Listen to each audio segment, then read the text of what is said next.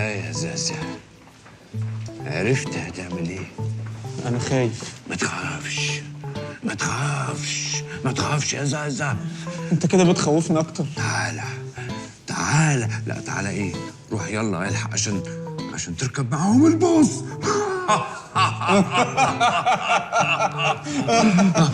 تعالى اهبل من هنا. عايزين نشد حيلنا يا جماعه، ايدينا في ايدين بعض، شويه حماس، خدوني قدوه، انا هبقى غازيه هطلع نار. بقول لك ايه، واضح ان العبيطه اللي جنبك دي مش فاهمه حاجه وبتسيح لنفسها على الفاضي، خليها تطلع الاتوبيس. انسه شاهي، يبقى حضرتك تتفضلي بقى نستريح عشان نستعد. اتفضلي اتفضلي. يلا يا شباب، هنجيب عصاير، هنقف في الطريق نجيب عصاير، يلا. ماشي. وعاد الله نوريك. ايه ده ايه ده ايه ده؟ وربنا يوريك معاليك. ايه ده؟ انت بتفرجنا الناس؟ انت بتصطاد ولا ايه؟ ايه ده؟ السكرتير بتاعي سيبني اربيه. ايه يا مرتضى بيه، في ايه؟ الناس جرالها ايه؟ ايه قله الاصل دي؟ ما هو طول عمره الكلب بتاعك يا اخي. انا هشاهد الراجل ده، اقول له انا بكره ابنه، يقول لي بحبه. ذكر يلا والله. يا مرتضى بيه، هي بتتقال على بعض كده في الاعلان، بعدين ده عيل بيلقط اي حاجه فما تركزش يعني. لا ابنه يتحب بجد، لكن انت عايز قطر ياكلك من على مكتبك بشرابك اللي بتحطه في وشي. يا وضيع يا كلب. بس خلاص. نزل ايدك يا مرتضى بيه، لقد خلقنا الله احرارا ولن نستعبد بعد اليوم. بس يا جماعه، خلاص دي تعويره صغيره. انت حظيته في اي حاجه. اطلع انت يا زهير، احنا ماشيين بالعربيه كده نعدي على اي مستشفى، انت مهما كان روح برضه. حبيبي يا ابو بيه، ابو هتحبه، ابو هتحبه، ابو هتحبه، ابو هتحبه، ابو هتحبه، ابو هتحبه، ابو هتحبه. يلا يا البوسه يا تافه. ايه يا ابو، انت هتاخد زهير معاك بصحيح المولد، انت فاهم؟ فكرك انا دخل عليا فيلم رد قلبي اللي هم عملوه ده؟ اشتغل يا بيه. بس انا بقى ايه، الواد زهير ده انا عارف بقى هوظفه ازاي في المولد ده، انا هرجلشه. انت مظبط يعني؟ عيب عليك. يلا اطلع انت وانا هعمل تليفون واجي لك. لا يا ابو، انا مش هاجي معاكم. لو كلنا سيبنا شركتنا ورحنا المولد، مين اللي هيفضل هنا؟ مين اللي هيعمر؟ مين اللي هيبني؟ مين اللي هيزرع؟ مين اللي هيقلع؟ لا بص يا سمسم، مين اللي هيقلع دي سيبها لي انا ممكن اعملها لك دي بمنتهى الاريحيه، ما تقلقش منها. ايه يالا الافوره دي؟ الكلام اللي انت بتقوله ده بيتقال لما يجي شباب مهاجر فنقول له ما تكملش. لو سيبنا الشركه لوحدها مرتضى ممكن يعمل فيها اي حاجه. ابو خليك واثق فيا، اعطيني 3 موظفين منهم محمد واوفيس بوي وساغزو العالم. انا هسلمك الشركه دي على المفتاح. وانا مش اقل منك حب للشركه يا ابن شركتي. ايه الافوره دي؟ اذا كنت انت هتقعد في الشركه تدافع عنها على خط الانتاج، انا كمان في المولد هبقى بدافع عنها على خط النار، وكل واحد يخدم الشركه من المكان اللي هو فيه. لا اله الا الله محمد رسول الله.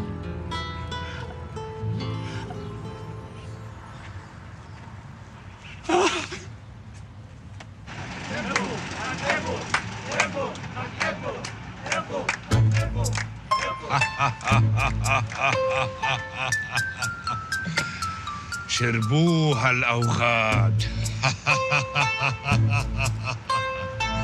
6 كيلو ولا طن بندق ولا شوكولاته؟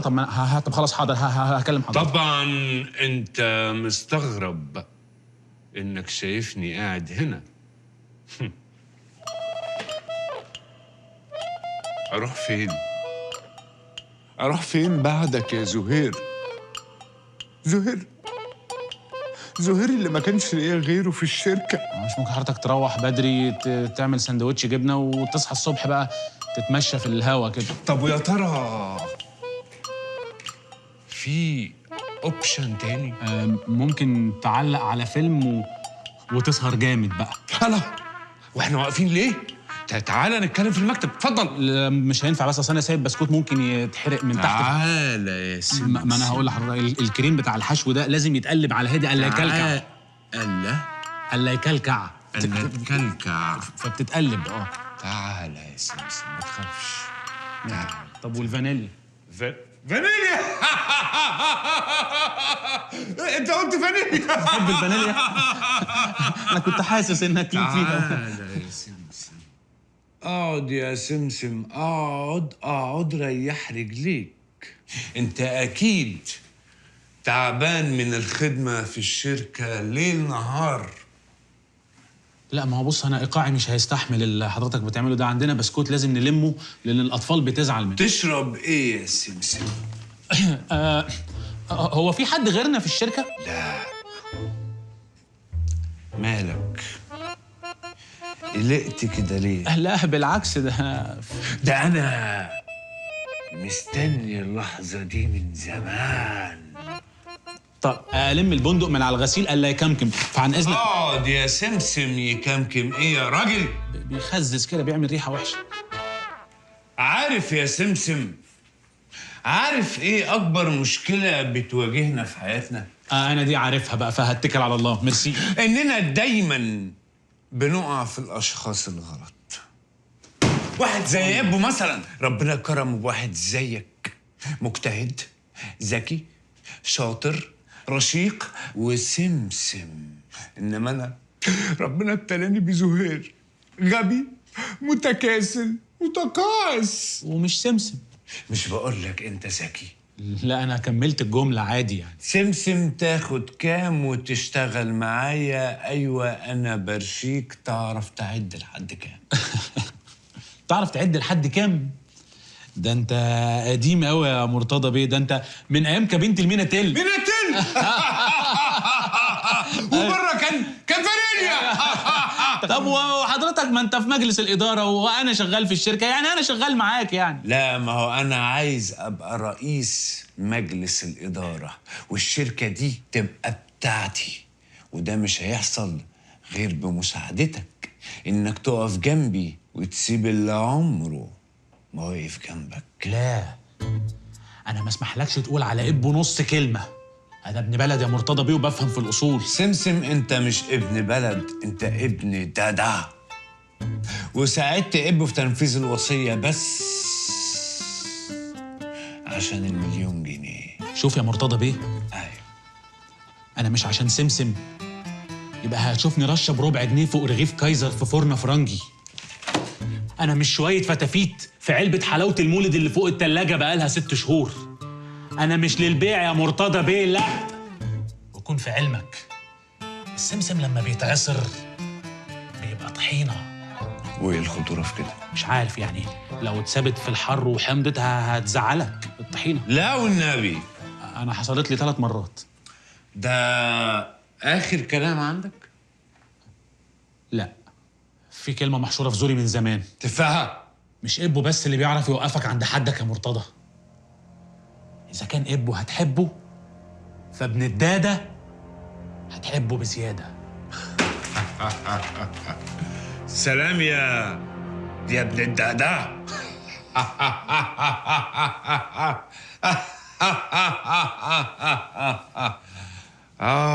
يا سمسم. طيب بإذن الله أنا بوعدكم بمشيئة الله بإن المولد هيبقى فيه مراجيح وعيال ووشوش دراويش عمالة تبوح بكلام مسموح وكلام مكتوب في قلوب الناس ممنوع يتقال، علشان مش عايزين حاجة تبوظ لحد ما نوصل لعدوية ونفهم الكلام ده معناه إيه. مش عايزين نبوظ موالد حد. وبقى شاهي ممكن لو سمحتي حبيبتي تبطلي هزة عشان أنا مش سامع ومش عارفة أتكلم. مش سامعاك. ممكن تقللي الحركة عشان الشخاليل. بعدين انت ليه لابسه غازيه يا حبيبتي من دلوقتي؟ المولد لسه بكره. علشان انا بروفيشنال، عايزه اخش جوه الشخصيه فاعمل اداء. بس انا عايزه اسال سؤال، ايه علاقه بقى ان انا البس كده باني اطلع نار من بقي؟ ايوه، هو انت متخيله اللي بيطلع نار من بقه بيبقى لابس ايه بقى؟ يا قطن مثلا عشان يشرب العرق؟ لا طبعا حبيبتي، الغازيه لازم لبسها يبقى 50% لكرة و50% بوليستر عشان ما تيجي تطلع نار ما تحصلش اي مشكله. وبعدين خدي بالك، الغازيه لو اتغسلت على السخن دي ممكن توبر. انا كان عندي غازيه غسلتها على السخن ما خلاص ما بعرفش البسها في الخروج، بقيت البسها في البيت بس. انت عايزه توبري؟ لا انا خلاص هسمع كلام. يا رجاله عايزين كده بسم الله الرحمن الرحيم. احنا جايين هنا نعمل ايه؟ احنا جايين هنا نتبسط، وهنتبسط بايدينا. هل هنسيب حد من بره يجي يبسطنا؟ لا، احنا اللي هنزق مراجيحنا بايدينا، احنا اللي هنلعب اراجوزنا، احنا اللي هنلبس طراطيرنا، وكله بالكاستنج علشان ما حدش يتظلم. هنشوف مين بيعرف يعمل ايه ونسكنه في مكانه. يعني مثلا المحاسب الشاطر هو اللي هيبقى مسؤول عن البخور. ليه؟ ايه علاقه المحاسب بالبخور؟ هيوفر في الولعه مثلا؟ انا مش فاهم حبيبتي. مفيش حاجه اسمها كده. محاسب بيبقى بتاع بخور؟ ايه الغباوه دي؟ الناس بتاعت السيلز الاراجوز مسؤوليتكم. بقول لك والنبي يا سي ابو، ما تقدرش يا اخويا والنبي وانت بتسكن كده تسكني في حته حلوه؟ طبعا يا بطه، طبعا. تحبي تسكني في التجمع؟ لا انا ما بحبش التجمعات خالص، بتبقى كلها حر وزحمه. ايوه وكلها ريحه بطاطس. بس ايه اللفظ ده؟ ايه اللي ريحه بطاطس؟ ايه الالفاظ دي؟ ما تختاري يا ست لفظ كويس. طب تكسب فيها ثواب وتخليني جنرال ماجنر. خليكي ايه؟ جنرال ماجنر، اشراف عام. اشرف، ابقى كده واقفه في المولد اشراف عام. يعني مثلا وانا في المستشفى انا كنت رئيسه الحكيمات، كنت زر واحده وبحب ازر الثانيه. بس يا حبيبتي، زر ايه يا حبيبتي؟ حاضر خلاص. اكيد المولد ده محتاج جنرال ماجنر دي. اكيد هنحتاج الوظيفه دي. اقعدي ساكته بقى. ابو بيه تنتحر؟ ايه دي يا ايه؟ اشتغل لعبه السكاكين. ايوه البتاع اللي هو واحد واقف وعلى دماغه تفاحه واحنا نحدف سكاكين عليه. دي خطر جدا يا ادونيس. دي خطر، مش اي حد يعملها. دي عايزه رامي ماهر. انت اسمك ايه؟ ادونيس ابابا. ابابا بقى اسمه ايه؟ هو ادونيس ابابا. انت اسمك ادونيس ابابا؟ طب شفت بقى، انت اسمك ادونيس ابابا واحنا محتاجين رامي ماهر. الاسماء مختلفه، مش هينفع يا ادونيس. بس اوعدك ان انا هخليك تلعب وتتبسط في الايه. اقعد بس دلوقتي لحد ما نخلص. احنا جايين نشتغل يا حبيبي، مش نهزر. بس بقى انت يا ابني، انت اللي نايم. انت يا حبيبي يا فندم. تشتغل ايه؟ حضرتك انا في خط الانتاج. تعرف تلف بالتنوره؟ لا. انت يا ابني اللي هتلف بالتنوره. التنوره امانه في رقبتك. بقول لك ايه، انا عايز اشوف نحله في قلب المولد. مفهوم؟ ابو بيه يا حبيبي ما خلاص بقى يا دنيا. هو انا جايب يا ابني ابن اختي معايا المولد؟ يا ابني احنا جايين بنشتغل. ارجوك لو سمحت ما تضايقنيش بقى. اقف يا ادونيس وهخليك تلعب في الاخر. اتفضل. بقول لك، قول لي. هو انا ممكن افرقع بومبا؟ طبعا ممكن تفرقع بومبا براحتك بقى. بس بلاش مكان مقفول بقى. يعني فرقعها في مكان مفتوح علشان تتوه، علشان ممكن تتفقس. انا قصدي بوم اللي هو الفرقعه ده. ايوه يا عم طبعا، ده احنا في مولد، ممكن تفرقع بومب براحتك. طب بقول لك بقى ايه، المولد ده هياخد كام يوم كده؟ ليه بقى ياخد كام يوم؟ ليه بقى عندك ارتباطات تانية يا كامبو؟ اصل المولد ده بياخد برضه شغل وعرق واكل عيش. يا حبيبي، وعرق وكل حاجه، وانا انا هراضيك. يلا يا جماعه، عايزين نشتغل بمجهود. جو جو جو، يلا نعمل مولد.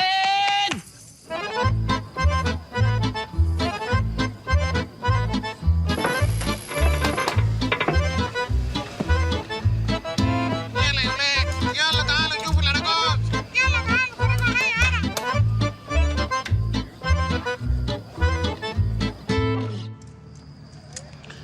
تمام. ها ايه يا ريس بقى، قول لي انت جايبني هنا ليه وعمال تحط حاجات غريبه كده؟ هنعمل ايه؟ يعني بخصوص الماركات دي حاجات خاصه بيا انا، مالكش دعوه بيها. ما تشغلش دماغك عشان وانا بنشن وبتاع. ولو ما استخدمناهاش احنا كده بعد ما نخلص ده محتاج شفط هدوم. جسمك مترهل الاول. طيب تعال نتفق على شويه حاجات، خطوط عريضه كده عشان تمشي الامور بشكل منظم جدا. خلاص تمام. هل متفق معايا ان الاعمار بيد الله؟ ونعم بالله طبعا. صح؟ طبعا. كله رايح ولا في حد مخلد؟ لا طبعا كلنا هنموت اكيد. انت ممكن تبقى ماشي في العربيه في الشارع، عربيه تخبطك تموت. ممكن تبقى في مولد سيد القليم، حد يرمي عليك سكينه ترشق في قلبك فتموت. فدي او دي محدش ما عارف تضمنها. انت بتقول لي كده ليه بقى؟ هل متفق معايا ان الراجل ما يعيطش؟ لا ما يعيطش. عشان تبقى فاهم اللي هيحصل. كان الاول انت بس تحب الموز ولا الحرنكش؟ لا انا مش هقدر والله اشرب حاجه منه. يلا في ايه؟ يلا ده الله تكسف ولا ايه؟ ده مولد اخوك. يلا لو لازم يعني ماشي موز. حلو قوي، هات موز. بص انا كنت بعملها بحبايه حرنكش، كنت بحطها ومع الرميه كده بفصل القشره عن الثمره. بس مش مشكله، الموز يمشي برضه. بص احنا هنا بنعمل ايه؟ انا بحط الموزه فوق دماغك ماشي، ببدا انشن. اللي بيحصل ان مع رميه السكينه القشره بتتفصل عن الموزه والموزه بتتقطع طرنشات. انا بقى ما مالوش لزوم ده كله والله. اسمع اللي بقول لك. انت اخويا، يالا في ايه؟ انا اللي يهمني من ده كله ان احنا نفرق النص الفوقاني من النص التحتاني. دي بقى بالنسبه لي انا خطيره. واضحه يعني. لا معلش، ما كلنا بنقول كده في الاول، بس انا بقى ساعه الرميه بتفرق معايا. السكينه رشقت في النص التحتاني، قول لي بقى بصوت عالي قوي. ده هتقولها ازاي؟ اه ده بالذمه ده صوت اسمعه وسط الجمهور. انا عايز الست العجوزه اللي في اخر صف تبقى سامعاك وانت بتقول هتقولها ازاي؟ ايوه ده النص الفوقاني بقى ما اسمعش حس ولا نفس. هموت. وحتى ساعات لعلمك ناس بيقعدوا اللي هي اللحظات اللي قبل الوفاه على طول بينازعوا دي ان انا عايزك مفيش ما طلعش صوت خالص. موت راجل يلا خلاص. دي بتبقى محطوطه هنا كده ايوه بالشكل ده. طب يعني ما تحط حاجه كبيره عشان تبقى شايفها، يعني بطيخه. دي ما البطيخه دي هتبقى تقيله على دماغك وانا ما يخلصنيش ابقى شايفك واقف تعبان. حبيبي يا زهير حبيبي يا رب. بسم الله الرحمن الرحيم.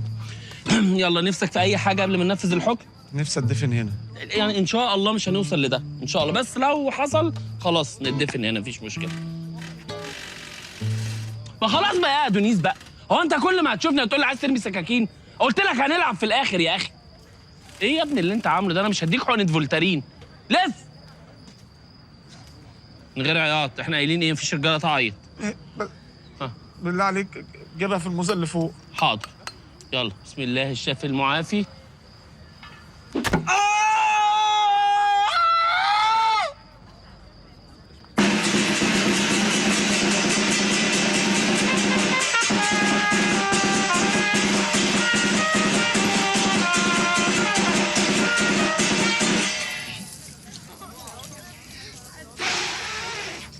شاهي هو انت بتعملي ايه يا حبيبتي؟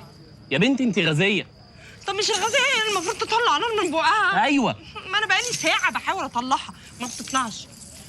ولا يمكن بتطلع وانا مش شايفة عشان مش لابسة نضارة. نضارتي ايه يا حبيبي؟ يا بنتي لا طبعا النار ما بتطلعش. شاهي انت بتشتغلي بتكنيك غلط. اي غازيه في الدنيا علشان تطلع نار من بقها لازم تعمل لي حركه الوسط دي اهي. ليه بقى؟ علميا دي لمعلوماتك انت الشخصيه. الحركه دي بتحرك لي نوع معين من الغاز اهو كده. الغاز ده يطلع كده من بطن لحد الجهاز الهضمي، تجويف القفص الصدري، يسلمها لي للبلعوم اقرع بقى. اقرع ايه بس؟ هو انتوا مالكم يا جماعه؟ ايه القرف اللي حل عليكم من ساعه ما جينا المولد؟ لا طبعا تساعد ان الغاز يطلع فيطلع نار. امال هي اسمها غازيه ليه؟ اقرعتني. هو الغاز يطلع هوبا غازيه. بصي سيبك من النار خالص، ركزي مع وسطي وشوفي حركه الوسط عامله ازاي. 1 2 3.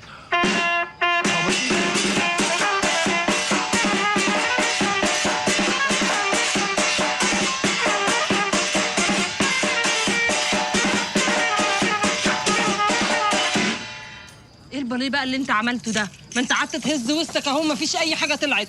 حبيبتي عشان انا مش لابس لبس الغازيه يا شاهي. الله اقرعتني تاني. ده شوف انت لما بتستف لي كلامك كده انا بستوعبه وبفهمه. بعدين ايه الحركه؟ امسكي انت في حركه بتعمليها وانا برقص كده اللي هي دي. ما دي غلط، دي ترجعني لها غاز تاني. انت عايزه الغاز يرجع؟ لا. طيب احنا ما صدقنا اهو الغاز طلع، دي بقى ترجعها لي. الغاز يرجع. يلا وريني وركزي لي على بصي حركه الوسط دي اهم من اي حاجه. يلا 1 2 3 يلا.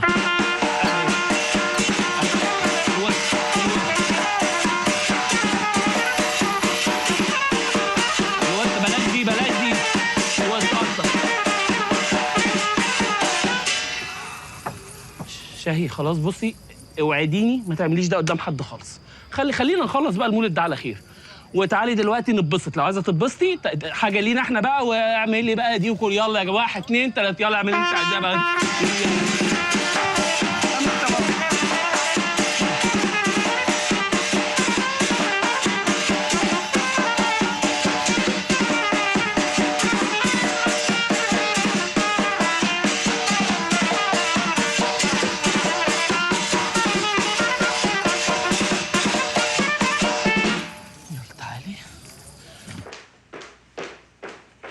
مساء الخير يا استاذ سمسم. مساء النور. محمد كويس ان انت جيت. اقعد عايزك. بص يا محمد، اللي حصل على مدار الشركه في السنين اللي فاتت دي كلها كوم، واللي هيحصل في ال 48 ساعه اللي جايين دول كوم تاني خالص. ايه يا فندم في ايه وحشتني؟ اسمعني بقى، انا مراهن عليك مش عشان انت كفء، لا عشان انت محظوظ فربنا هيكرمني معاك. خليك يا فندم. انا قلت لهم ادوني اوفيس بوي ومحمد وساغزو العالم. تعرف تغزو؟ اغزو يا فندم واغزو لوحدي ومن غير الاوفيس بوي كمان. انا كده اطمنت. شايف المؤشر ده؟ ايوه يا فندم.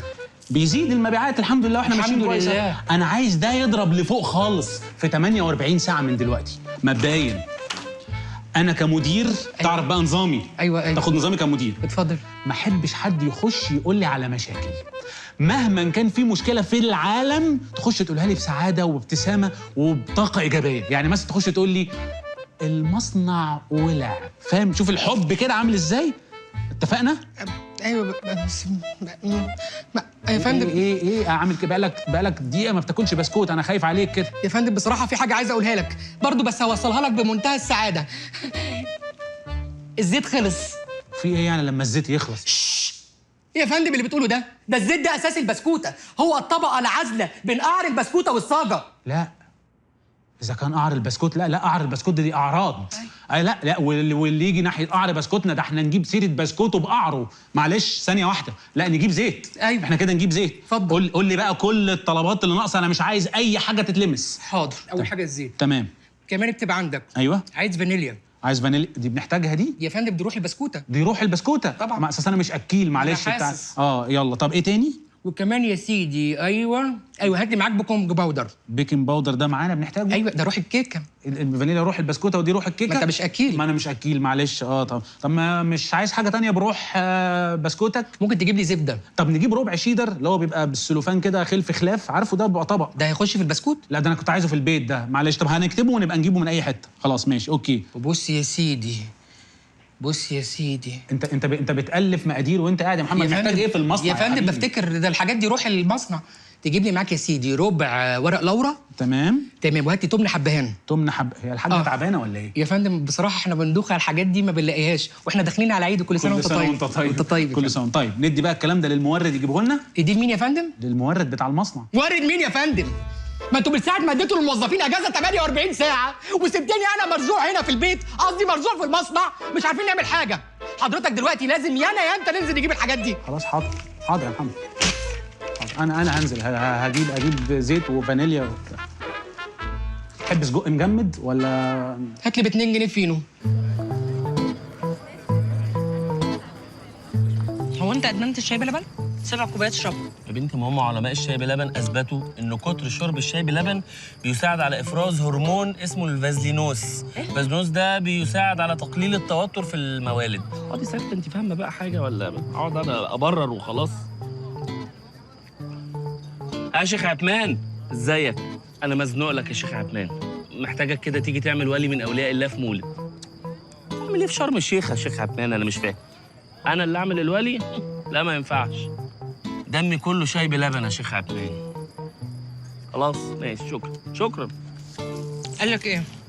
مش هينفع يجي في شرم الشيخ، والدجال اللي اتفقت معاه امبارح هرب، خد الفلوس وهرب، طلع نصاب. دجال ونصاب؟ ايه الانتقاد ده؟ انتقاد؟ يعني مش كفايه انك فاشله في الحساب، لا وفي العربي كمان؟ بقى التناقض ده. وبعدين هو احنا في ايه ولا في ايه؟ ما تيجي تديني بالقلم احسن، هو ده وقت تقطيم؟ صاحبة ياسمين على وصوله ما عندناش قليط. بتكلم سمسم، هو اللي ممكن يحل لنا المشكله. يا بنت اللعيبه برافو عليكي، دي فكره حلوه. طب ما انت ذكيه اهو يا بنت. الله يا عمادي اعملي كده، انا غلطان ان انا بقى اقول كلام حلو. سمسم ابن الداده.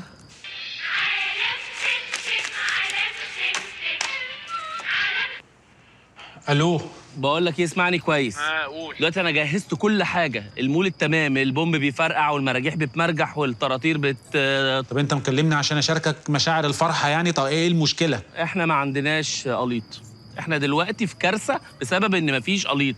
ارجوك يا سمسم ساعدني ان احنا نلاقي دجال يجي يعمل القليط، لان صاحبة ياسمين على وصوله مفيش قليط. يا ابني طب وانا اعملها ازاي دي؟ اشوف لك دجال منين؟ انا هتصرف فين انا؟ هو انا هعمل كل حاجه بنفسي يا سمسم؟ يا عم هات اي حد ودربه يبقى دجال. يا ابني انا لسه هجيب دجال واقعد ادربه بقى واقول للدجال ست وكاتش والحاجات دي ويغلبني في اكله؟ بياكل رجول فراخ زينا كلنا. طب خلاص يا ابني انا هتصرف، انا هعمل اي كلام. حاضر هتصرف. هات ورقه وقلم واكتب كده عشان مفيش اي مجال للغلط. طيب خلاص ثواني. قول. الدجال اللي هيجي ده ما يقلش عن 60 سنتي 60 سنه. 60 سنه ايوه، ويكون صوته عالي. صوته عالي اوكي. ولازم يكون بيقول كلام بقى موزون اللي هو بقافيه. الحاجات اللي هي زي اوعى تحلوا المراكب، والله يا ناس مراكب، وساكن في حي السيده، وحبيبي ساكن في الحسين، والحاجات دي. ايوه بس ما تبعدش قوي كده. طب تحب ابعت لك حاجه تانية مع الاوردر؟ دقنه بقى، الدجال ده لازم دقنه تكون من 30 ل 40 سم، زي ياسر جلال في رحيم. زي الفنان محمد رحيم في ياسر جلال. 6 قطع رحيم من آسر ياسين. اوكي ماشي. ويا ريت بقى لو رابط بقى شريطه بيضه كده على عينيه. عدد 1 شريطه بيضه. طيب تحب حضرتك تجرب السبحه الشهيه اللي هي بتبقى في ايد الدجال دي؟ بيبقى شكلها لذيذ قوي. عندكم مبخره؟ طبعا يا فندم في مبخره. خلاص ممكن نلغي الفرايز ونضيف مبخره. اوكي طيب نراجع الاوردر بقى كله مع بعض تاني. يلا مع السلامه. عميل قليل الذوق. هلو، اتأخرت عليكم شوية؟ ايه رأيك؟ واو، ده مولد بجد؟ طبعا مولد بجد. احنا في مجموعه شركات النويري معروف عننا الانضباط، بروفيشنال في كل حاجه بنعملها. احنا واخدين شهاده الايزو، هتلاقي كل واحد واقف على المرجحه بتاعته بيعمل شغله مظبوط. وانتي بقى بتعرفي تهزي وكده؟ فين صاحبتك بقى علشان نليس الدنيا ونحقق لها الامنيه ونمضي على الوصيه ونخلص؟ زمانها جايه زمانها جايه. وبعدين بقى اصل الناس الكتير والاتوبيسات الكتير اللي انا جايباهم بيركنوا بره. ليه ناس كتير؟ ايه الاتوبيسات دي؟ احنا ما اتفقناش على كده. هو انا ما قلتلكش؟ يا لهوي، ممكن اعرف الناس دي مين وعرفت طريق المولد ازاي؟ ما انا جايه لكم في الكلام اهو، اصبروا بس انتوا عليا. اصل ميرا لما عرفت ان انا مسافره مع ريري ثانيه واحده. مين معاه الملف بتاع ميرا؟ انا اللي معايا الملف.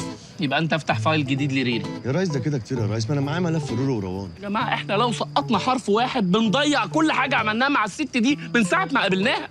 اتفضلي كملي. طب ما تسربقونيش بقى يا ستي اخلصي، ابوس ايدك اخلصي. ده احنا صرفنا على الورق اخطر ما صرفنا على المولد. يعني اضحك عليكم؟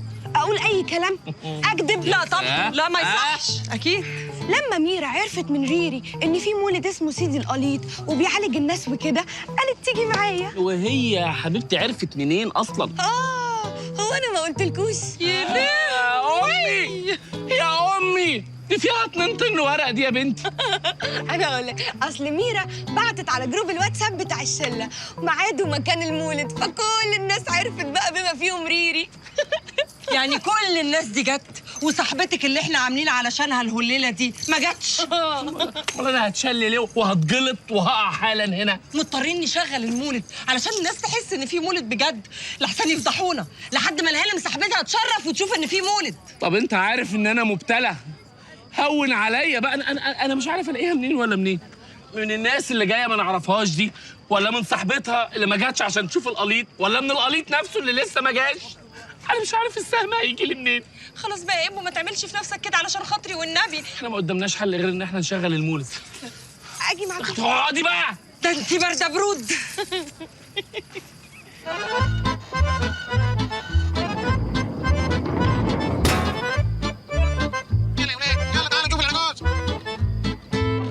عارف يا محمد ايه يا فندم؟ انا البسكوته بتاعتنا مش عجباني، حاسس انها محتاجه تنشف شويه.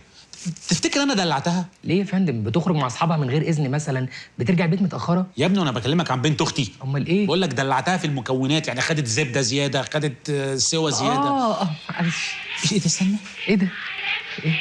يا نهار ابيض، عارف مين اللي بيتصل؟ مين؟ ده رفيق البورسعيدي. ايه ده؟ ده التاجر اللي من بورسعيد اللي عن طريقه هندخل بسكوت ابو لكل محافظات القناه. ايوه بقى يا فندم بقى، اعلى بالتارجت بقى. هنولع الدنيا. ايوه بقى. اتفرج بقى على عمك لما يكلم تاجر ويدلعه وشوف الاسلوب وشوف الطريقه. علمني بقى. رفاق رفاق بورسعيدي. ايه يا حبي، ليك وحشه يا كبير، وحشني وحش كسر. الله، الشحنه في الطريق عيب عليك. بقول لك بسكوته خطيره، بقول لك صنف خطير يا معلمه. هتبص على البسكوته وهي في الصندوق طعم الشوكولاته يخبط في سقف حنكه. شبح. عارفين العنوان يابا، عارفين العنوان. ادينا العنوان احتياطا. يا عم احنا تجار بسكويت مش جايين من الكويت. يا خبر، انا حاسس اني باخد كورس. ده المركز الثقافي البورسعيدي. مش معقول يا فندم. العنوان ميدان الهبد اسكندريه. البورسعيدي مع حضرتك، ما انت بتتكلم بطريقه غريبه فعلا. حضرتك عيله البورسعيدي بتاعت اسكندريه معروفه طبعا. لا هو محمد نزل. مش انت نزلت؟ انا نزلت على الامه. هو على الامه دلوقتي. مع حضرتك تدفع، تحب تدفع بالجنيه ولا تدفع بالايه؟ احنا تحت امرك. ماشي يا استاذ رفيق، في امان الله يا فندم، مع السلامه. ايه يا ابني في ايه؟ الهبد جامد. ده مدان الهبد ده مش تبع انا. اسف يا فندم، انا اسف. على فكره هو مش كل مره، انا مره كلمني البهنساوي وطلع من بنها عادي. ماشي يا فندم، انا هعمل من بنها وهصدقك. اسمعني بقى، خليك معانا عشان نركز في الشغل بقى دلوقتي. العمال ولاد الذين خدوا الشوكولاته السايله راحوا بيها على المخازن، لقاهم قافلين عشان احنا مدينهم اجازه، فسابوهم بره في الطرقه. انت تطلع دلوقتي تاخد الشوكولاته السايله من الطرقه، تروح على المصنع تضرب الخلطه، تضربها تمام، تضربها مش زي ما بلاقيك كل مره. لا يا فندم، ده انا هضربها ضرب مبرح. بلاش الحماس اللي من غير داعي يا فندم هاكلها بسناني. طب ليه؟ طب ما من غير افوره، اعمل اخلطها في المكنه. ده انا عايز ابسطك حضرتك. ما تبسطني لما تعجنها. انا هعتمد عليك يا محمد. محمد، بسكوتة الشوكولاتة أمانة بين إيديك. ما تخافش، محمد عمره ما يخيب. أنت هتخيب ياضا.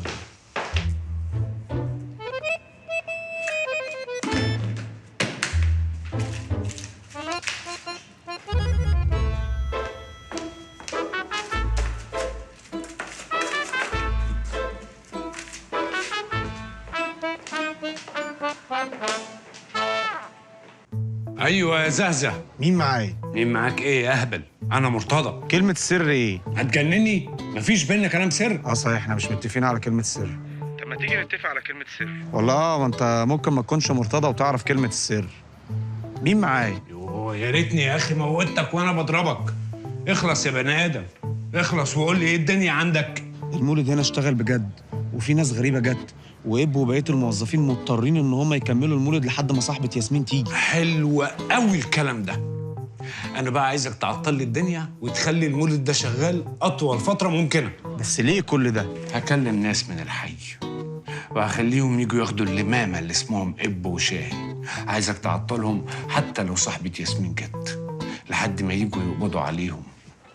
ويبقى وريني بقى إب هيعمل إيه بالتنازل وهو في الحبس. مين معايا؟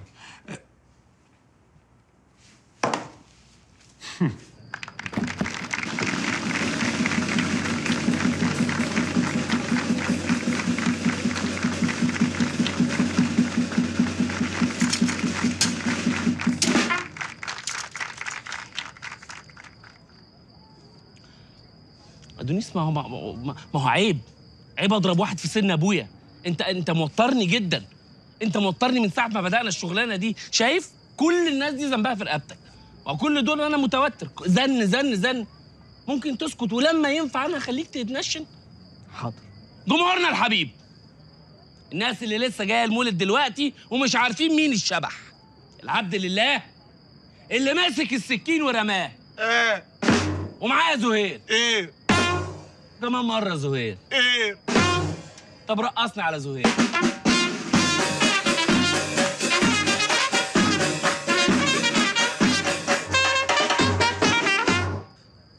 زهير المساعد بتاعي قاعد ومتدرب على اعلى مستوى. ايوه. واللي انا متفق معاه لو السكينه جت في نصه التحتاني يقول اه، ولو جت فوق ما ينطقش. لا انت ولا انا خلاص مش هنطق. عارف يا زهير، قسما بالله لو رميت السكينه ورشقت في بطنك واحرجتني قدام الجمهور وقلت عارف اعمل فيك ايه؟ عارف هتحدفني بالسكينه في بطني. طب انت عايز تحدف بالسكينه في بطنك؟ لا. طيب يبقى سيبني ارمي السكينه من الاول على بطنك عشان نخلص بقى. ايش؟ بس بالله عليك والنبي استنى قبل ما تحدف النبي، ما تحدفني بالسكاكين البلاستيك بتاعت الجاتوه دي بالله عليك. تهبل يالا، سكاكين بلاستيك وجاتوه؟ فين المصداقيه؟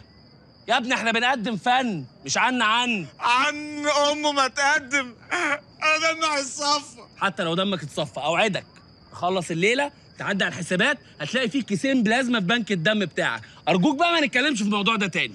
ادونيس تمام. معانا في الصعوبه.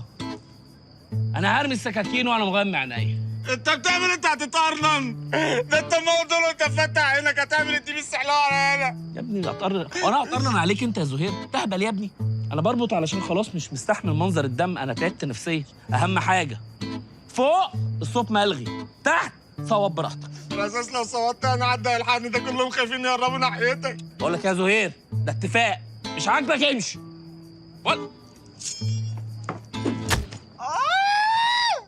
برضو احنا مش قايلين فوق ما تنطقش يا حيوان؟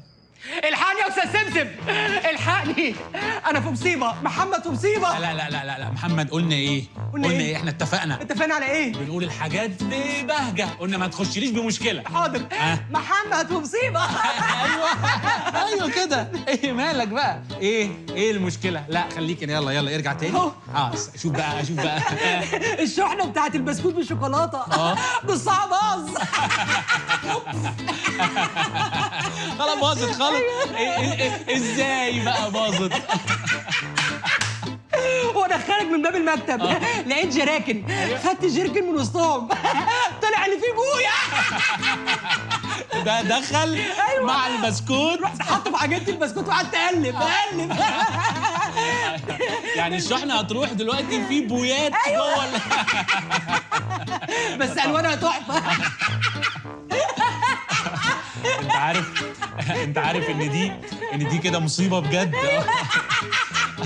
لان كده طبعا الشركه هتتشمع.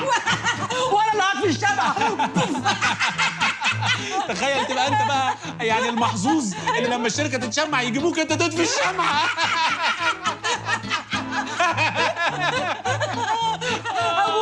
طيب بص، ما توترناش بقى علشان نشوف هنعمل ايه، نتصرف. الايام السوداء. الحق يالا الغازيه. احلى مسا على الغازيه. حلاوتك انت يا مركز يا هزز الكره الارضيه.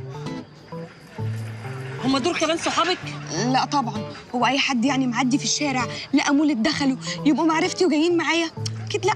نسيت ان احنا بنعمل فعلا مولد في الشارع، واي من هب ودب بيدخلوا. بس ده حلو قوي. ان جيتي للحق، الله يبارك لها الصحفيه، هي برضو اللي قالت في الخبر بتاعها على حوار المولد ده، خلت الناس تيجي اكتر واكتر وتعمل لنا حس. صحفيه ايه؟ وانا ما قلتلكيش؟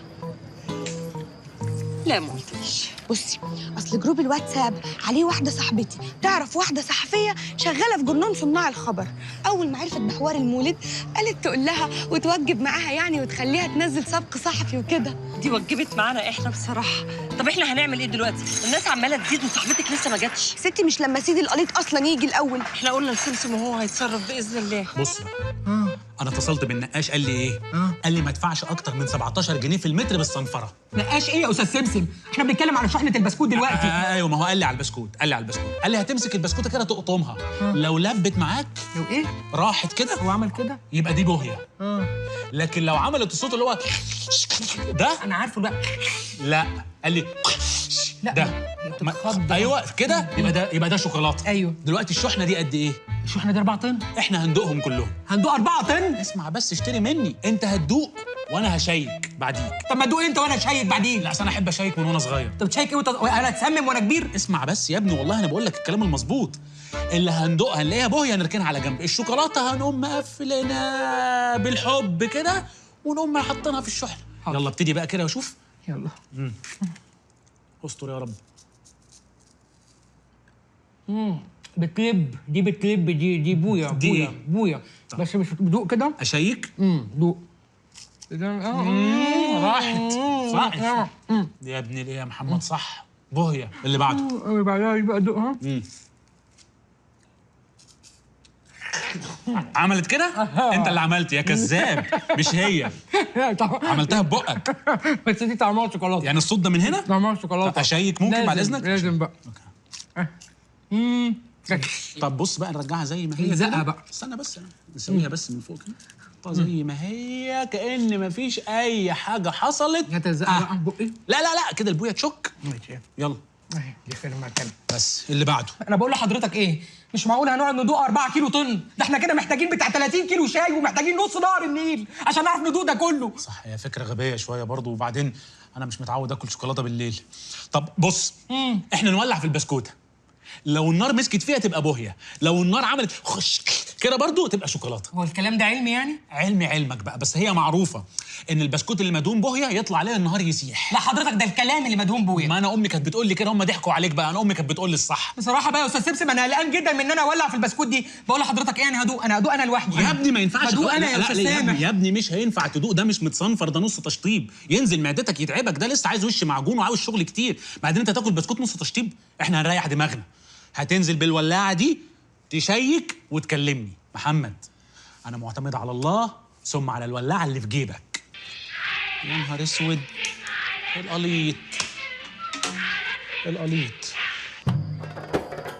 ده ما ذاكرش في الدلدله وبدأ يعوق تحركي وشكله أصبح مزري ومهزلا يزداد منه تحركي. عذرا يا طبيب السمنة قد حاولت الالتزام بما كتبته لكنني لم أستطع، فالكرش تدلدل مني حتى طال ركباتي واللغد تهدل حتى نفسي انقطع. عذرا يا كل دجاجات تبلتها فإرادتي ضعيفة تتبل لها، فزهدت المشوي وذهبت إلى البانيه ولطاغن فتات لم أقوى اصبر عليه. ما بين مسلوق لم يؤكل ومأكول لم يسلق ضاع الكثير من الكالوريز. منيت قلبي دوما باليوم الفيري وحينما أتى هذا اليوم انتقمت لمعدتي.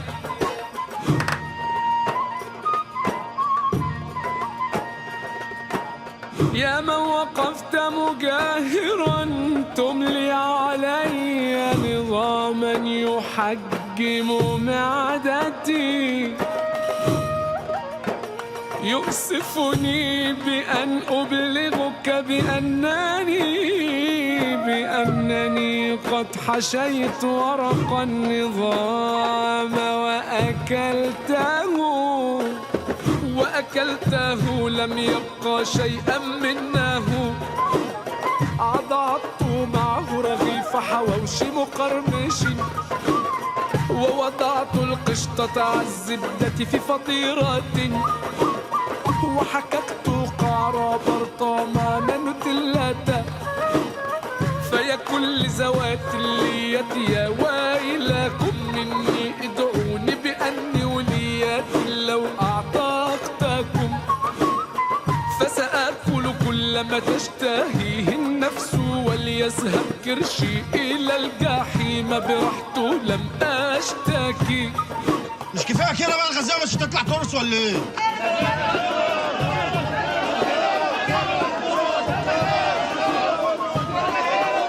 الغزاله لازم ترس، الغزاله لازم ترس.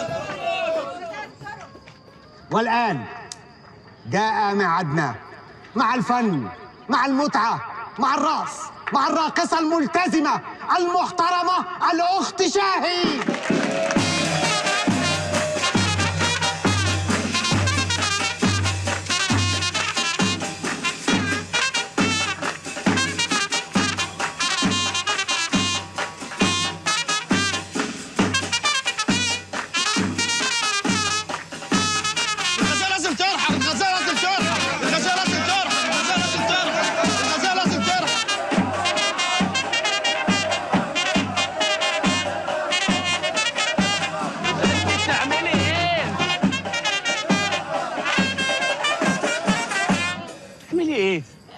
المتخلفه دي بتقولي كده ليه؟ عشان شايفينك رقاصه. بس انا غازيه مش رقاصه. شايفوا ايه بقى؟ ما هي رقاصه هي غازيه.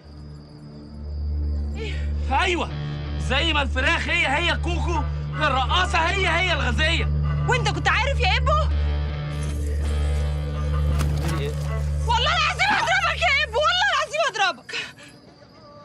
انت بتطفيهم عشان خايفه عليا؟ ايوه انا خايفه عليك وانت مش خايف عليا. عايزني ارقص يا ابو؟ ده بدل ما تخليني اعمل حاجه محترمه ان شاء الله كنت عملت سيدي القليط. انت عايز تعملي القليط؟ انت عارف حبيبتي انت لو عملت القليط والله العظيم العيانين هيزيدوا مرض على مرضهم عشان يتعالجوا عندي. طب وريني شطارتك انت بقى وروح انت اعمله. بالسلام. يا اخت اعمله.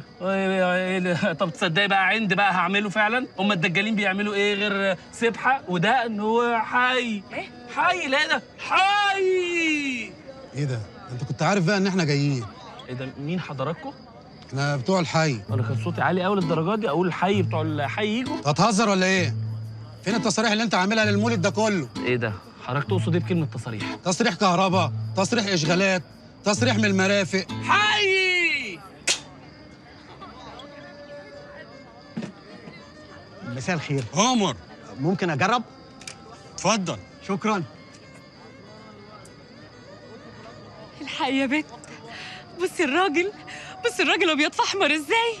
يا حلاوتك، ما هم دول يا بت اللي بيشربوا اكسجين على غيار الريق زي الاستاذ حسين فهمي كده. يا لهوي يا لهوي يا لهوي، بصي الراجل متسبسب ازاي ومتسرح. لا وابن اللئيمه لابس جوانتي في ايده عشان ما يجيلوش اسهال الناصح. ما تخلص يا عم الحاج، ما بتفرقعش لوحدها هي. واو، هو انا لازم اضرب دي عشان دي تفرقع؟ سوري. يس يس يس. بقول لك هي دي الجدع، تحب اساعدك؟ بعيد بعيد طب نساعدك بعيد نساعدك. بعيد ارجوكم. احنا بعيد الاثنين يا اخويا. بعيد ترى ايه بعيد. انت وهي؟ هو انت اول مره تشوف رجاله ولا ايه؟ بصراحه بالالوان الطبيعيه دي لا. الوان ايه يا اختي؟ ما تروحي تجيبي لك علبه الوان تلوني بيها على اي عيل من المولد، انما ده لا. يلا يا ادونيس يلا. اديداس اديداس، استني يا اديداس، تعالي يا اديداس. استنى بس يا اخويا. الهنا والشفا يا فندم. الحمد لله. نورتونا والله العظيم. الله يخليك. الله يخليك. يلا امشوا بقى. يلا. ايه عايزين تقعدوا شويه؟ ها؟ شوف قايل لك انا بسكوت اللي بجوز الهند ده سحر والله. اهم شبطوا عايزين يقعدوا. انا عايز الورق. شوف قله ذوقنا. ورق تواليت يا ابني علشان الاستاذ يمسح بقه. اهو نفى فيه مره واحده بس. تولدتي ايه ونيلة ايه؟ انا عايز ورق التصريح بتاعت المولد. ها؟ الورق موجود وجاي حالا، ثواني وهتلاقيه قدامك. ايه ده؟ احنا عندنا تصاريح؟ في ورق وجاي طبعا في الطريق. يعني في ورق للمولد؟ ايه يا ابني انت عبيط ولا ايه اللي بتعمله ده؟ ايه ده؟ ايه اللي بتعمله ده؟ كهرباء بس زياده في المخ. ايوه انا عندي كهرباء زياده، بقرص اي حد بيقول ورق المولد فين. ماشي حضرتك ادينا مهله بس على ما تتفرج على فقره الساحر. هيكون القليط جه وهيكون ورق جه وصاحبه ياسمين جت كله. نص ساعه مهله. أيوة. لو الورق ده ما جاش هلم كل اللي في المولد ده. سامع ولا لا؟ طبعا. يلا يا ابني قدامي. اتفضلوا. ليديز اند جنتلمان، ودلوقتي بعدنا مع فقرة الساحر اللي هيقدمها لنا ساحر الموالد العالمي اللي وقف على أكبر مسارح طنطا والسيدة زينب، الساحر اللي اتصنف من أقوى 3 سحرة من بشتين للبراجيل. إبو بيه.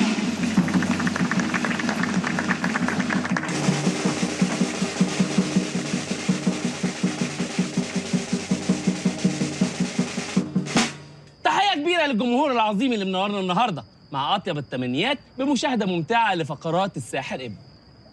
قبل ما نبدأ أحب أنوه إن الفقرة دي مرعبة للغاية، وعشان كده أنا بنبه على أي ست حامل أو راجل أو ست أو شيخ أو طفل رضيع إن هم يغادروا القاعة بهدوء، بحيث كده حشبة يرجع يعيط ويقول لي أنا عملت بيبي على نفسي بالليل. أنتوا حرين. جاهزين؟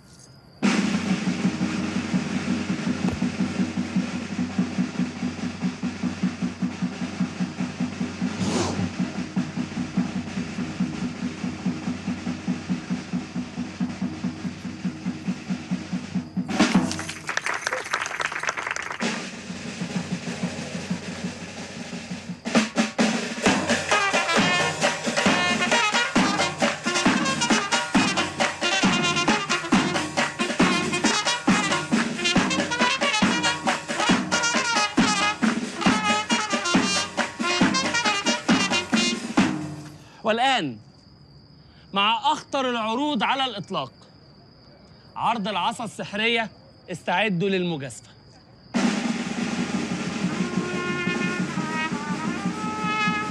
العصاية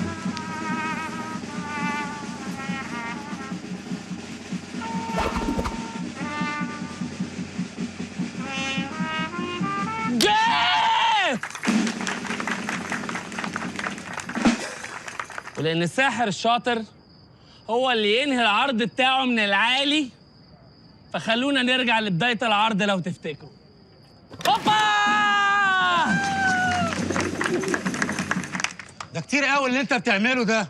لملي يا ابني الحاجات اللي على المسرح دي كلها يلا. لا لا لا والنبي يا رفعت، ادينا 10 دقايق بس، 10 دقايق وكل التصاريح والورق يكونوا جاهزين. انا هسيبك 10 دقايق بس مش عشان خاطر عيونك، عشان خاطر الونش اللي هيجي دلوقتي ويطربع المسرح ده على دماغكم، وبقابلوني بقى. طب ايه، احنا كده ضعنا ولا ايه؟ هنعمل ايه بقى احنا دلوقتي؟ سيدي العليط وصل! سيدي العليط وصل! ايه؟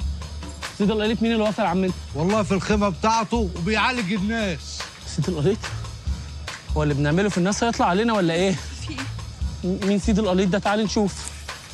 سيدي القليط يا صلاة النبي، يا صلاة النبي يا سيدي القليط، يجعل الناس قدامك ويبارك لك يا رب. هو ايه اللي بيحصل جوه يا حاجه؟ اللي بيحصل سيدي القليط ده امير قوي، بيفك كل حاجه. رقبتي دي كان بقالها شهرين مربوطه، فكها لي فكها لي فكها لي، حلها لي حلها لي حلها لي. بيخليهم هبل على فكره. الحمد لله، الله يكرمك يا سيدي العبيط. عبيط؟ ربنا يخليه، ربنا يكرمه، ربنا يزيده من نعيم الله، خلصني من الحسد والباء. حسد والبق؟ ايه العلاقه؟ بنتي هتتجوز يا ناس، بنتي هتتجوز. ربنا يتمم لهم بخير. ابو، هو الراجل ده ممكن يعالج موضوع الحسابات عندي ويخليني اعرف احسب؟ لا دي غباوه اصلا، القليط مش عارف يعمل فيها حاجه. اقول لك ايه، بصي انا عشان انسان نقي وطيب وعمري ما عملت ذنوب، واضح ان ربنا عمل لي معجزه. الراجل ده كده ده معجزه، فانا بطلب منك ارجوك يا شاه، روحي هاتي الست كوكي دي صاحبه ياسمين وتعالي فورا على ما انا اخش اظبط كده مع القليط واحكمه اي حاجه ارجوكي. حاضر يلا حاضر. يلا.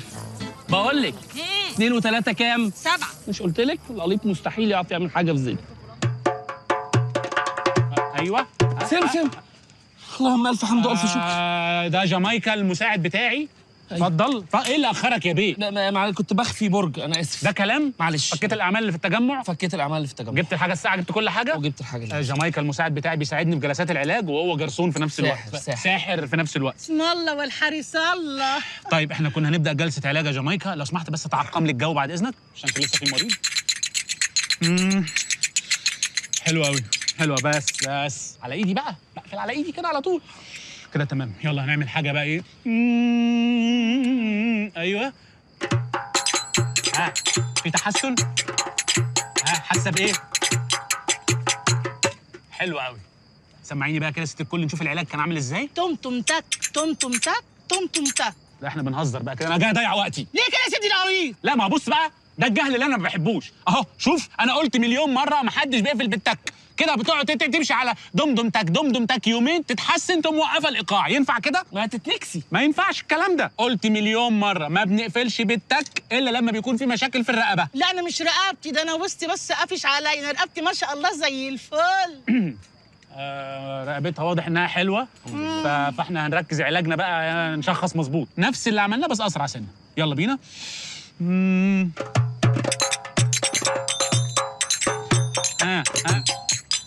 حلو. بص في تحسن اهو، في تحسن. بس الحمد لله كويس، انا وقفت العلاج في التوقيت المناسب. هنمشي على العلاج زي ما هو كده، دم تك دم تك. هنقفل عند التك واوجمانتين، وتنامي بدري تصحي تبقي زي الفل، وتتغطى وتعرق. ميرسي يا جماعه. يسترها معاك وينجيك ويبارك لي فيك. في رعايه الله. يسترها معاك. يلا اللي بعده.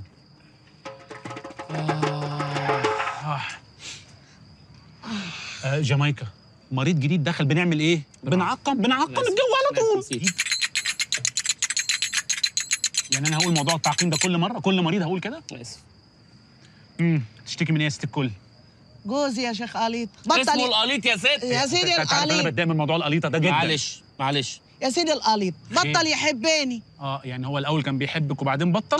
كان بيموت فيا، دلوقتي بطل يحبني ويموت فيا. طب ما هو دلوقتي بقى خف، يعني هو كويس كده ولا ايه؟ يا سيدنا كل اللي عايزاه منك ان انت ترجعه لي البيت وانا اعرف اخليه ازاي يحبني. طب بص، عموما هو فكره ان جوزي ما بيحبنيش ده ترند ماشي في موالد كتيره جدا، احنا عدت علينا حالات كتير الحمد لله وعلاجها معروف، في ليه ايقاع معين بنلعبه، مقسوم معين هو اللي هيظبط لنا الدنيا. بص يا ابني، نفس المقسوم هو بس هنقعده قاعد.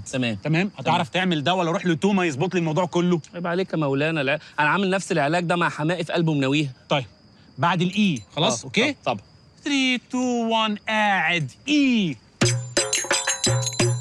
ما تقعدش انت ايه الغباء ده؟ المقسوم هو اللي قاعد. يا حلاوه جوزي بيتصل يا شيخ قليطه، الهي يبارك لك، الهي يسعدك. طيب بس بتقول لي قليطه تاني. معلش الحمد لله، شوف 4 موازير والحمد لله اشتغلت، انا حتى الاكورديون ما بدأش، كان في سولو اكورديون تحفه والله. كنت ايه يا ابو ما بتردش عليا في التليفون ليه يا مهزأ؟ انا مش كلمتك كذا مره. ما انا كنت لازم اتصرف في موضوع الدجال ده يا اخي، كنت لازم اعمل اي حاجه. رحت للحسين عشان خاطر اشتري الاكسسوارات دي، جبت يا معلم مسك ابيض هندي تحطه على ايدك والله العظيم اسبوع، انا لسه ما استحميتش بس الراجل قال لي وريحته. ليه بتعملوا كده معايا؟ والله العظيم انا مبتلى، ده انا تعبان قوي. كلنا تعبانين والله. تعبان قوي.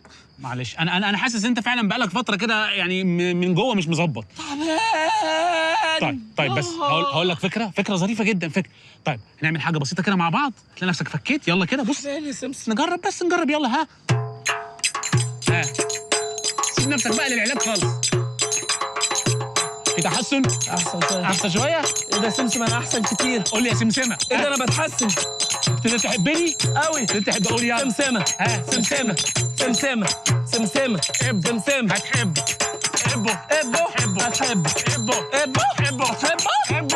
ما تزودش في العلاج. خليك معايا. هتحبه. اهو قعدوا.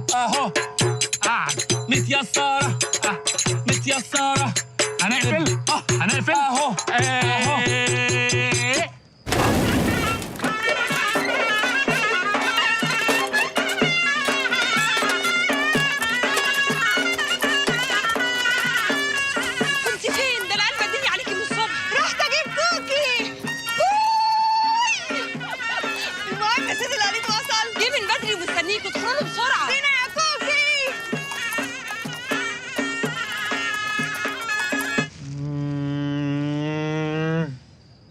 بيك يا ست كوكي في المولد الحقيقي اللي هو بيتعمل فعلا كل سنة. نورتينا. متشكرة. عندنا ايه؟ حضرتك هي كوكي عارفة ان انت بتعالج الامراض، وهي بصراحة يعني عندها سكر. لا ايه سكر ايه؟ دي مش عندي انا خالص دي. هي حضرتك كده تبعد عن العصاير والمانجا القطع والفينو تقريبا وتعمل بقى تحاليل وعيش سن وهتبقى زي الفل ان شاء الله. لا حضرتك فهمت غلط، هي مش مريضة سكر، هي عندها سكر صغنن. ما شاء الله. يا نهار ابيض، قلبي معاكي يا ام سكر والله العظيم. انا حاسس بيكي. ليه بقى؟ لان انا مامتي كانوا يقولوا لها يا ام سمسم، فكان انا بقى حاصرها دايما في دور البقسماطه. انت بقى اكيد بيترمي عليك الافيهات بتاعت يا ام سكر، انت بقى كحكه ولا فطيره في عارفه الظروف. حضرتك سكر ده كلب. هو ده سكر؟ حضرتك جايباني على الكلب؟ بس حضرتك انا دجال بشري مش دجال بيطري. طب ودي تفرق في ايه يعني؟ على رايك ما تفرقش قوي. احنا عموما كلنا ثدييات يعني فهنتصرف بقى نشوف. طيب بيشتكي من ايه سكر؟ سكر حبيبي مربوط. طب ما هو طبيعي، ممكن يكون حد ربطه امبارح بالليل لانه عض حاجه، عمل حاجه غلط. ما هو كلب بقى مش كده ولا ايه؟ لا مربوط يعني معمول له عمل. كل ما يقرب من مراته يعني ما بيعرفش يقرب لها. ومين الكلبه اللي عملت له العمل ده؟ محدش عارف. امال انا جيت لك ليه؟ قول لي اعمل ايه؟ طب ممكن نشوف المدام عشان بنكشف بالمره؟ بوسي. ايه ده؟ دي اللي تبعه؟ حضرتك سكر مش مربوط، سكر مكسور. اوحش حاجه في الدنيا ان الراجل يحس ان هو قليل قدام جماعته يا اخوانا. كسرة النفس دي وحشه قوي. اسالوني انا. ايوه وبعدين يعني يا شيخ القليط هنشوف حل السكر ولا؟ لا طبعا. امال ايه حضرتك هتيجي مولد حقيقي زي ده وتمشي من المولد بلا سكر؟ لا طبعا سكر ده ابننا. هنشوف حل طبعا. طب معلش بقى، حضرتك ما فكرتش للحظه ان ممكن يكون العيب من بوسي؟ ازاي؟ ما تزعليش مني، يعني كم مره سكر روح البيت لقى بوسي مثلا مغيره قصه شعرها وبصله كده على ان هو كبير باخلاقه ومبادئه مش مصغراه. هل في مره روح لقاها لابسه له طوق شفاف اللي هو اللي بيحبه ده، عامله له لقمه سخنه بدل ما كل يوم دراي فود دراي فود؟ دي ما بقتش عيشه دي. ايوه بس هو عمره ما اشتكى. ما حضرتك الاهتمام ما بيطلبش. طب والحل؟ ما احنا هنعمل الاتي. مبدئيا سكر ده اسم هامستر او قط شيرازي بالكتير، مش هينفع معانا ده. دي كسره نفس لوحدها، هتقعد تقول يا سكر يا سكر، هتلاقي في الولد بقى في الاخر طري وملزق. مش كده؟ من النهارده هنقول له عنتر عنتيل مصر الجديده. طب احنا ساكنين في الزمالك اصلا. ما هي غباوه بقى، احنا هنقول كده دي غباوه، لان عنتر وهتنادي له رباعي عنتر عنتيل مصر الجديده. خلاص؟ ده اولا. ثانيا هنغرق السوشيال ميديا بصور ليه مع كلاب مش كويسه، فاهمين قصدي؟ يعني الكلاب الوحشه. طبعا. وهنحط صوره منهم تحت طبق الميه علشان بوسي تقفشها. هنهدي البيت، اضاءه حلوه، شريط هاني شاكر، ان شاء الله الجراوي تبقى بالنص. يسمع من بقك ربنا يمول لنا الشيخ. حي. يلا اتفضلي. يا مسهل يا رب. نضلنا بقى يا ست ياسمين على الوصيه علشان نخلص. هو انا ما قلتلكوش؟ ايه تاني؟ ما هو اصل انا مش ياسمين النجار. يا نهار اسود، ازاي دي فاتت علينا؟ ما طبعا واحده كذابه زي دي ما بتقولش ولا كلمه صح، اكيد كانت هتشتغلنا في اسمها. امال انت مين يا وليه؟ انا ورده الخشاب. طب ما بعدناش، يعني ياسمين من ورده ونجار من خشاب، ما بعدناش قوي. رحنا في داهيه؟ ثانيه واحده بقى يا جماعه، ثانيه واحده معلش بس يا حبيبتي، سؤال بس نفسي الاقي له اجابه. ازاي ياسمين النجار عنوان بيتها نفس عنوان بيتك؟ ما هي ياسمين الشغاله بتاعتي وعايشه معايا من زمان، فطبيعي جدا عنوانها هيبقى على عنواني. ياسمين تعالي. ابونا اسود، ابونا اسود. ياسمين تعالي. طبعا يتيمه جديده بطلب جديد. طبعا حضرتك هتطلبي مني انظم لك دوره استثنائيه من مهرجان الجونه السينمائي عشان تبقى متيسره على الاخر. اطلبي اللي انت عايزاه بس احب على رجلك. تطلبي طلب معقول وحنين. والله يا بيه انا مش عايزه اي حاجه ولا نفسي في اي حاجه غير انكم بس تاخدوني من الست دي. خلاص انا مش قادره اعيش معاها. بس كده؟ بقول لك انت امنيتك اتحققت. من بكره الصبح تيجي تستلمي شغلك كمدير حسابات مجموع شركات النويري. ربنا يبارك لك، ربنا يعمل بيتك يا رب، الله يخليك. الف مبروك. بصراحه انا اتفاجئت، اقتراح هايل. ميرسي جدا، الشركه ناقصه. ايوه احنا كده صبرنا عليكم كتير قوي.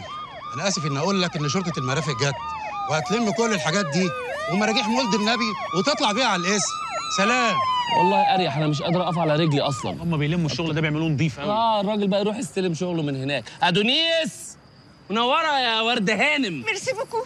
يا فندم قلت لي انت كان نفسك في ايه؟